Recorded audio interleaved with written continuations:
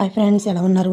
ఈరోజు మేము చపాతీలోకి మిల్ మేకర్ కర్రీ చేసుకుంటున్నాను. మిల్ మేకర్ తినడం వలన లివర్ ప్రాబ్లం ఉన్న బరువు తగ్గడానికి సహాయం చేస్తుంది. నేను చపాతీ పిండిని ప్రిపేర్ చేసుకుంటున్నాను. ముందుగా బౌల్ తీసుకుని అందులో చపాతీ పిండి వేసుకొని కొంచెం పెరుగు ఉప్పు వేసుకుని కలుపుకోవాలి. అందులో సరిపడా నీళ్ళు పోసుకొని బాగా కలుపుకోవాలి. ఉండకట్టేటట్టు తర్వాత మూత పెట్టుకుని పక్కన పెట్టేసుకోవాలి. తర్వాత నేను మిల్ మేకర్ కర్రీ తయారు చేస్తున్నాను. ముందుగా స్టవ్ ఆన్ చేసి ఒక గిన్నె పెట్టుకుని అందులో నీళ్ళు పోసుకొని మిల్ మేకర్ వేసుకోవాలి. 10 నిమిషాలు ఉడికిన తర్వాత కట్టేసి పక్కన పెట్టేసుకొని నీళ్ళు వాడదేవుకోవడానికి చిల్లిడి గిన్నెలో వేసేసుకోవాలి.